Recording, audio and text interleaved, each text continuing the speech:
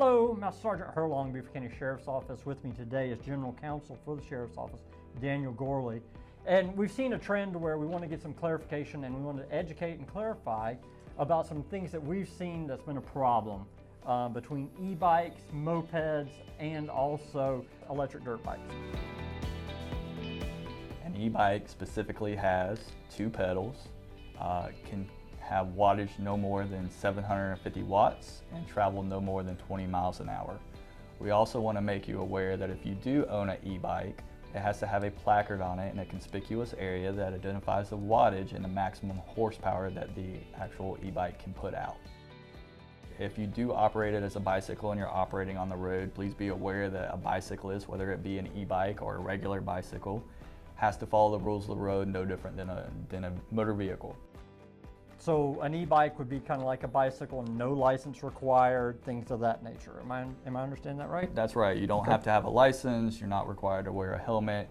Given the fact that you're operating at speeds less than 20 miles an hour, you have that particular e-bike is operating at less than 750 watts. You're covered with no license, no insurance, no registration.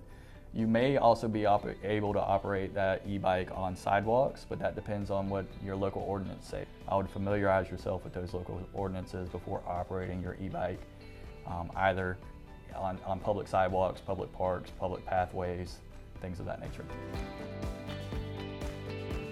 Mopeds could include or not include pedals, but the key difference between our e-bikes and our mopeds are the amount of watts that are being put out. So a moped, if you have a particular item that's putting out 750 watts up to 1500 watts, we're going to designate that as a moped under the state statute definition. If it's gas powered and it has a motor of 50 cubic centimeters or less, that's going to qualify as a moped as well.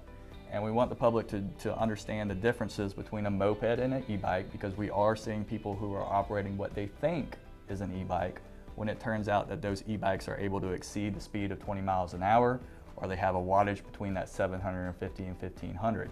Now what's important about that though is when we get to the moped aspect of things, or if you have an item that qualifies as a moped, different laws apply. So when you are operating a moped, you need to have a moped license. It also needs to be registered. If you're under the age of 21, you need to be wearing a helmet. The next thing that we're seeing, and we're seeing a whole lot of this, would be the electric dirt bikes. And that's new to me in seeing them out there, and I know we've had situations, and the clarity that needs to be in education needs to be for the general public to kind of see where that falls into all the rest of that. So what's an electric dirt bike? So again, we're going to have to go back to the statutory definitions to make that determination. So if we have a particular item, and I keep saying item, but if we have an item that is exceeding 1500 watts or exceeding a cubic engine of 50 cubic centimeters or more, then we're getting into a motorcycle. So what we've seen over the last several weeks and months, quite honestly, is a significant increase in what we are identifying as these electric dirt bikes. And they're able to travel speeds of 40, 50, 60 miles an hour. They're being operated on the road.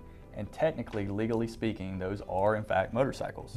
And as a result of those being defined as a motorcycle under SC Code 56-1-10 subsection 8, certain regulations apply. So you need to have a motorcycle license. Again, if you're under the age of 21, you need to be wearing a helmet. Those also need to be insured and registered with the state of South Carolina. So we want our general public to understand that while e-bikes are now becoming a prominent figure throughout this county, we want to make sure that the general public understands the differences, educate themselves on what they are purchasing, educate themselves on our state laws and our local ordinances of where they can and cannot operate, and make sure that they have the appropriate registration, insurance, licenses, wearing a helmet. We always encourage everybody to wear a helmet just for safety reasons, but legally speaking, if you're under the age of 21, operating a moped, operating a motorcycle, regardless of whether or not it's electric or gasoline, you need to be wearing a helmet. But we're trying to educate and encourage our citizens when making these purchases to make sure they're fully squared away on the law, so that we don't have any unnecessary interactions with them and they're safe on the roads.